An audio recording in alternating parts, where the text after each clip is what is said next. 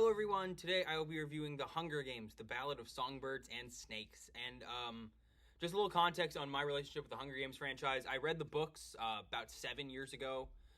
Haven't seen the movies until this past week, but I watched them all for the first time. I haven't read the book that this movie is based on, but I was excited to check out this movie after watching all the Hunger Games movies, and now I'm excited to talk about it. This will be a non-spoiler review, so have you not seen the movie, feel free to watch this review. Go check out the movie later based on my thoughts if you feel like it.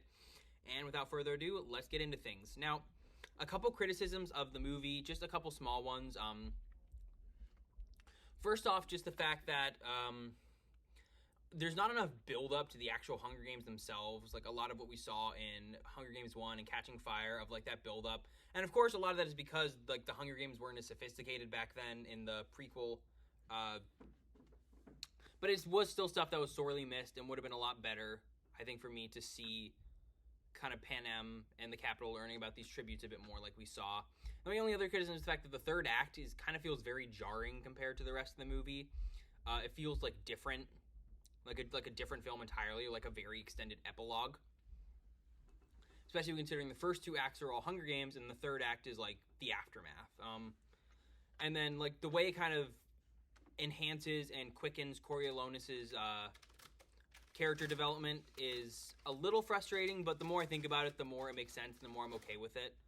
But those are my only criticisms. On to the pros, and the biggest pro is just it's cool to have a Hunger Games movie where we have a Hunger Games again, and seeing like the reaping and the build up to it and all that is really, really well done. It's interesting. The Hunger Games itself, seeing like the more primitive version of it, is really, really cool, and I like that a lot.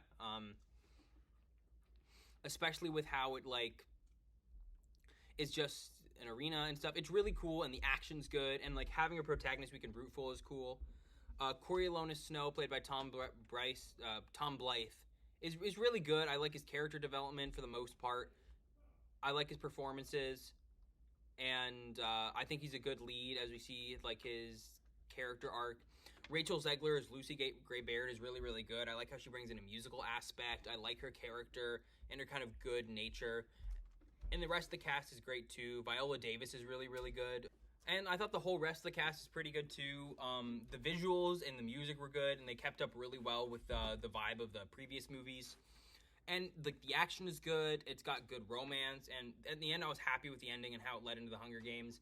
It's a fun movie, a really cool look back at Panem. And even if the third act is a little jarring, and I wish more of the runtime has been focused on the build-up to the Hunger Games, I still really enjoyed the film.